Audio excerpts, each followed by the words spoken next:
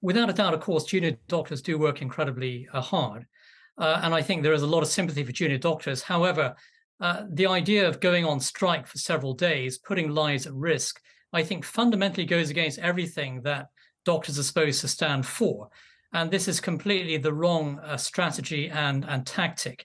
And I do fear that if the government actually makes concessions to the unions here, this will just be, I think, the beginning of more and more concessions being made to the unions here. And I think that this idea of a 35% pay rise, it's absolutely insane. This is completely unrealistic.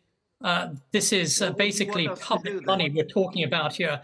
And I think it's just not realistic to be asking for a 35% pay rise. This also underscores, I think, many of the fundamental flaws within the National Health Service.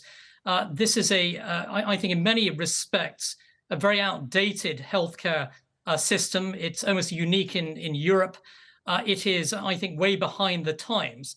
And I think that it is really not able to cope with the circumstances of the 21st century. And of course, I think the United Kingdom has to move more and more further down the path towards private healthcare to provide a better service overall for British patients.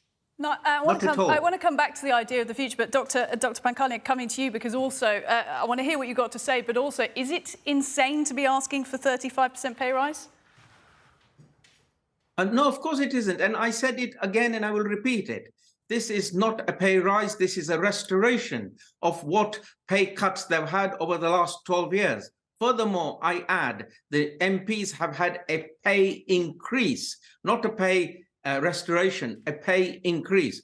Furthermore, right, compared to comparable European Union countries, the United Kingdom contributes a lot less in its healthcare for its people, considering it is a G7 rich, affluent nation. Furthermore, one more very important point. Rosanna, you said, where are we going to find the 2 million? Of which that 2 million, 1 million will go back in taxes anyway. Just a second. So Liz Truss and her crazy Chancellor, Kwasi Kwarteng, lost the country 65 billion pounds, which the Bank of England had to find and fund. And so the G7 country that we are, we have got the money if we choose to spend it in the right way, in the right place. Tax the other sectors which have got a lot more income. For example, the fuel companies, they are making a lot of money and the government is reluctant to tax them.